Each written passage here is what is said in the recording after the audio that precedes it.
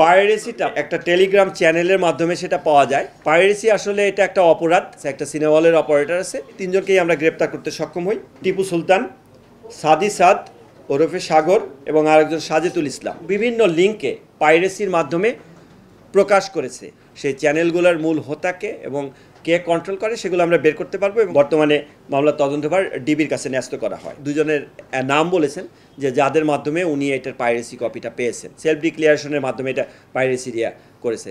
তাণ্ডব সিনেমার বিষয়ে একটা মামলা হয়েছে। মূলত তাণ্ডব সিনেমার যে প্রযোজক জনাব শাহরিয়ার কবির ভুইয়া অর্থাৎ শাহরিয়ার শাকিল, উনি বাদী হয়ে বনানী থানায় একটা মামলা করেন যে 4 তারিখ ওনার যে সিনেমা বাংলাদেশ চলচ্চিত্র সিলেকশন বোর্ড কর্তৃক যেটা নিবন্ধিত সিনেমা তাণ্ডব সিনেমাটি মানে কতিপয় ব্যক্তি ইউটিউব, তারপর টেলিগ্রাম, ফেসবুক এবং বিভিন্ন লিঙ্কে পাইরেসির মাধ্যমে প্রকাশ করেছে। সেক্ষেত্রে তার কিছু এইচডি ভিডিও এবং কিছু আংশিক ক্লিপ এই বিভিন্ন জায়গায় পাইরেসি করে যখন প্রচার করে, এই সংক্রান্তে তিনি 3 জনকে বাই নেমে এবং কিছু অজ্ঞাতনামা আসামি দিয়ে বিভিন্ন লিঙ্ক উল্লেখ করে একটি মামলা দায়ের করেন। মামলার তদন্তভার প্রাথমিকভাবে থানার উপরে থাকলেও বর্তমানে মামলার তদন্তভার ডিবির কাছে ন্যস্ত করা হয়। তা এটার পরপরই আমরা যখন কার্যক্রম শুরু করি, কার্যক্রমের পরে আমরা যে এজাহার নামে 3 জন আসামি, 3 জনকেই আমরা গ্রেপ্তার করতে সক্ষম হই। যে 3 জন হচ্ছে টিপু সুলতান, সাদি সাদ ওরফে সাগর, যিনি সিনেটিক অনলাইন পোর্টালের মালিক, এবং আরেকজন সাজেতুল ইসলাম। এই 3 জনকে গ্রেপ্তার করি।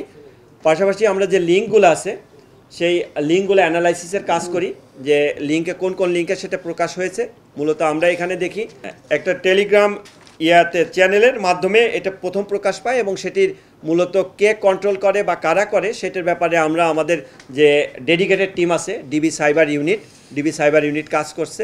আমরা আশাবাদী যে চ্যানেলগুলো থেকে এটা প্রকাশ হয়েছে, পাইরেসি করেছে, সেই চ্যানেলগুলোর মূল হোতাকে এবং কে কন্ট্রোল করে সেগুলো আমরা বের করতে পারবো এবং এর সাথে অন্য যারা সংশ্লিষ্ট আছে তাদেরকেও আমরা আইনের আওতায় আনতে পারবো। পাইরেসিটা বললাম যে প্রথমে মূলত যে একটা টেলিগ্রাম চ্যানেলের মাধ্যমে সেটা পাওয়া যায়। তা এটার ক্ষেত্রে আমরা তো কেবল আসামি এনেছি, তা আপাতত জিজ্ঞাসাবাদ চলছে। তাতে এইখানে অপারেটর আছে, একটা সিনেমা হলের অপারেটর আছে, ওনার আপাতত একেবারে ইনিশিয়াল স্টেজের জিজ্ঞাসাবাদে উনি যেটা বলেছেন যে দুজনের নাম বলেছেন যে যাদের মাধ্যমে উনি এটার পাইরেসি কপিটা পেয়েছেন। তা ওইটার ব্যাপারেও যাচাই বাছাই চলে তাদের অবস্থান শনাক্ত করে এবং তাদের সামাজিক যোগাযোগ মাধ্যমে যে বিভিন্ন ইয়াগুলো আছে, ওই আপনার লিঙ্কগুলো আছে, সেগুলো যাচাই বাছাই করে তাদেরকে আইনের আওতায় আনা হবে তাদের সংশ্লিষ্টতা থাকলে। আর অপর 2 জন তারা তো তাদের সামাজিক যোগাযোগ মাধ্যমে আমরা যেটা দেখতে পেলাম ইনিশিয়ালি যে তারা ঘোষণাই দিয়েছেন যে এটার পাইরেসি কপি আসছে। সুতরাং সেক্ষেত্রে সেলফ ডিক্লিয়ারেশনের মাধ্যমে এটা পাইরেসি করেছে। তা পাইরেসি আসলে এটা একটা অপরাধ, যে অপরাধের কারণে এটা আমরা খুব সিরিয়াসলি নিয়েছি এবং এটার সাথে অন্য যারা সংশ্লিষ্টতা যাদেরকে পাবো তাদেরকেও আমরা আইনের আওতায় নিয়ে আসবো। ঠিক আছে, খুব ইনিশিয়াল স্টেজে কাজ চলছে।